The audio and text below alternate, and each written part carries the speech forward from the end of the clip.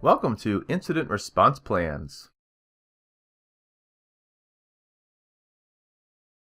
In this video, we'll talk about incident response policies, the incident response plan itself, talk about incident response process, and we'll talk about something called VIRs. So what is incident response? An incident response plan helps an organization minimize loss of information and service disruption. When creating an incident response policy, not the plan itself, but just the general policy for an organization, you'll want to ensure you have a statement of commitment from the C-level executives.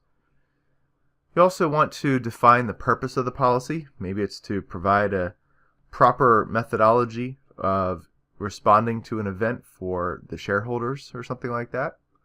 You want to define the scope of the policy, as well as a definition of security incidents that may occur. You also want to include the organization structure so that it can easily be referenced for when referencing certain people's positions within the document.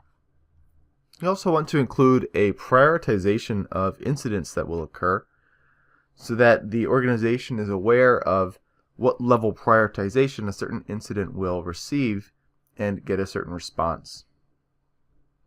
Also in the policy will be performance metrics to determine exactly how the incident response policy is being responded to. And finally, you'll include reporting forms. Next up is creating the incident plan itself. You'll want to define the mission and the goals of the incident response plan, defining exactly what this plan is supposed to do for the organization.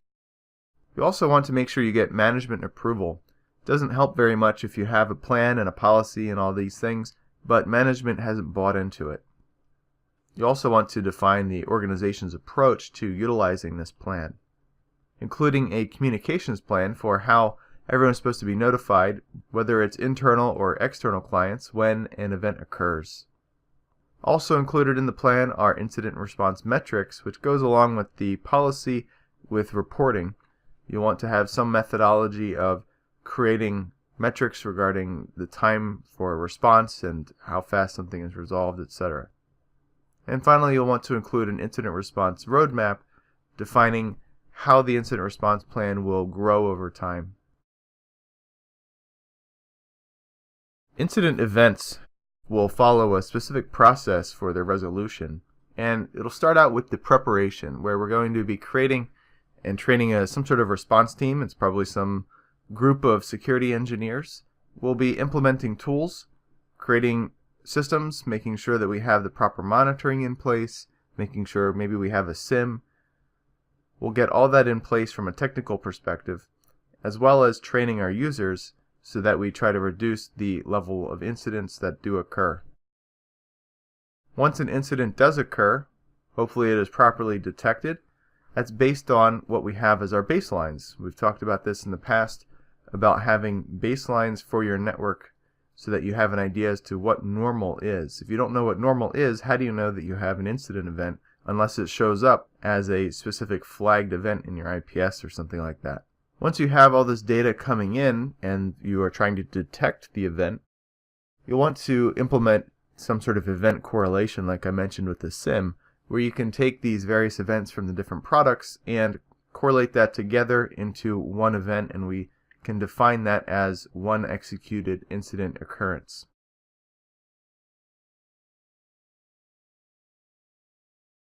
Once we've detected and analyzed the event, you have to remove it. So we need to contain, eradicate, and recover from that. We'll need to gather whatever evidence that we can. We've talked about digital evidence collection.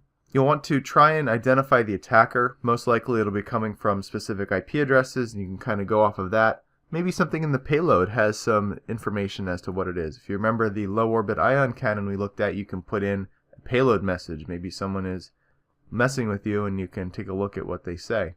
You also want to go through a containment strategy to try and reduce and eliminate any future occurrences of this event as well. After the event occurs, we're going to go through a post-incident activity, defining exactly who it was, what they wanted, where they were coming from, when it happened, how they actually accessed our systems. All of this will be put together in a post-incident report provided to upper management. As you can imagine, security incidents require communication and good communication with other organizations and government agencies, also within your own organization. To facilitate that, we have VEERS, and VEERS is the vocabulary for event recording and incident sharing. And basically what VEERS is a collection of schemas and a standard for describing security incidents so that everything is always described and reported in the same way. There's 5 sections to it, which goes through kind of the who, what, where, when that we were talking about. It'll go through the tracking of the incident, how we determined that the incident occurred, who were the victims, was it the entire organization, was it a section of that, was it specific customers of ours, a detailed description of the incident, how we went about doing discovery and response of that, how did we try to mitigate it and eradicate that issue, and what was the impact of this event. Does it change the risk level of the organization at all? In this video, we talked about incident response policy, we talked about the plan, how those two are different and creating both of those. We talked about the process of dealing with a security incident, and we described VEERS for documenting a security incident.